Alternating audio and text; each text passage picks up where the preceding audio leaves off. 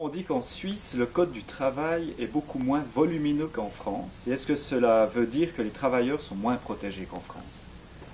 Alors effectivement, le code du travail en Suisse est beaucoup moins important qu'en France.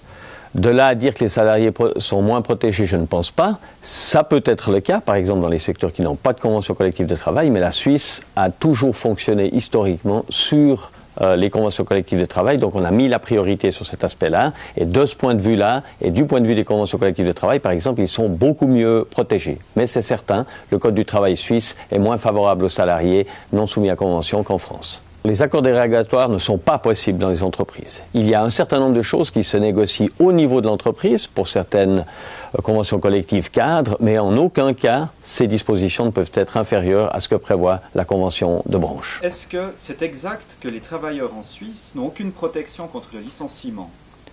Alors ce n'est pas tout à fait exact. Ils ont probablement une protection qui est moins forte que nos collègues français, mais il y a une protection contre les licenciements en cas de maladie, accident, aussi une protection tout de même pour activité syndicale, même s'il est très difficile et trop souvent difficile de prouver. Par contre, ce qu'il n'y a pas en Suisse, c'est la possibilité de faire réengager une personne. Les cas de nullité de congé sont extrêmement restreints et sont très limités. Si un tribunal devait reconnaître le fait abusif du licenciement, alors effectivement, l'indemnité que pourrait toucher un salarié peut aller jusqu'à 6 mois de salaire.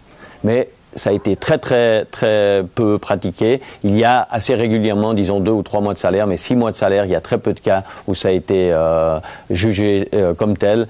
Et en Suisse, c'est très restreint. Effectivement, la protection du salarié, le réengagement surtout, ce pourquoi nous voudrions lutter aussi en Suisse, n'est quelque chose qui est loin d'être acquis aujourd'hui. Entre la France et la Suisse, il y a une différence au niveau du chômage des jeunes. Est-ce que la Suisse a une recette particulière pour leur assurer un emploi? Je crois que nous avons un modèle de formation duale qui est particulièrement développé. Je crois que c'est probablement un des succès. Donc cette formation qui a lieu en partie en école, en partie en entreprise. Et puis après, il y a un autre élément aussi, c'est effectivement la situation économique de notre pays qui est florissante et qui offre de l'emploi. Même s'il est important de le relever, les jeunes restent quand même des gens assez touchés par l'emploi dans notre pays comparativement à l'ensemble. Mais évidemment, en comparaison avec les pays européens, notre chômage est pratiquement, on peut le dire, résiduel.